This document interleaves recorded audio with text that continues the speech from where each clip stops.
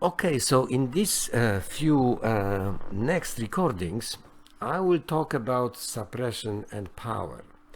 So we have two options. We could be powerful or we could be suppressed. And it's like from 0 to 100%. You could be 80% powerful and 20% suppressed. And that's not a bad result, actually. But as I look at the world, not just my clients, because my clients are very powerful people very often, not always, and even they are kind of powerless in some areas of their life, which means they are suppressed in some areas of their lives. So let me talk about different symptoms of suppression, because in order to be fully powerful, we need to know what suppression means and what are the aspects of suppression. So physical symptoms of suppression: low energy level, obesity, fatigue, loss of immunity. Those are the main ones. Emotional: too high stress, anxiety, frustration, depressive states, or conflicts with loved ones. Mental symptoms: chaos in your head, overwhelm, negative thoughts, low motivation. And spiritual or strategic ones: spiritual emptiness, stagnation in your growth, or loss of life meaning. So those are the really most important symptoms of suppression. And the consequences could be physical and mental illness, addiction, alienation, broken relationships, burnout, loneliness, loss of self-confidence, loss of social and professional standing, and finally death. So as you see, the consequences of power loss are serious. And not noticing or ignoring the symptoms can be fatal to your career or finally to your life. So let's look at the brighter side of our choice, at regaining power.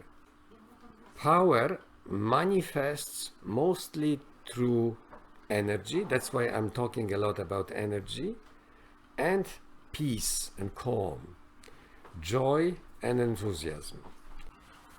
Let's look at the brighter side of our choice, because we are talking about that this is a choice, either suppression and going that way, and it's on nobody's business, but most people go there, or power and energy. It's our choice. It's a choice of alpinist of life, because I'm calling myself alpinist of life, because I take a lot of lessons from the mountains that you can see in my books. So how does the power manifests? It manifests through energy and peace, joy and enthusiasm.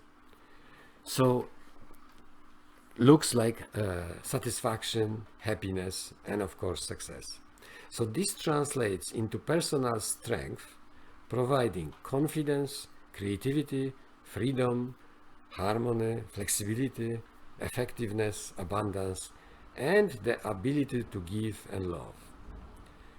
So this is a powerful person, a person who can actually be strong enough so they don't have to think about themselves all the time.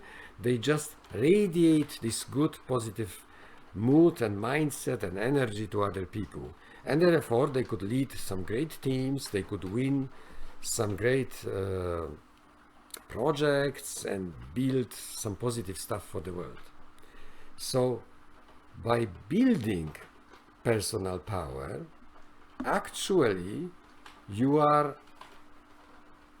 building the life force within you. We are talking here about the life force, the aliveness, the vitality that permeates you when you are powerful. By wasting power, you set your course towards death. And for example, an alpinist on the mountain is very aware of this. He or she may die if he does not respect his energy. It's about respecting your energy and making sure this energy is high over the long term. And he will climb easily if he has a reserve. If you have a reserve of energy, you will climb easily. So more power, more life. Less power, closer to death. And from this perspective, death is the end result of a loss of power, and only indirectly the result of an accident, illness, or even more so, age. In turn, the fullness of life in health, happiness, and satisfaction is the result of nurturing your personal power. So power, definition for the end, is your total energy for life at all levels, bestowing efficiency, synergy with others, agency, and meaning.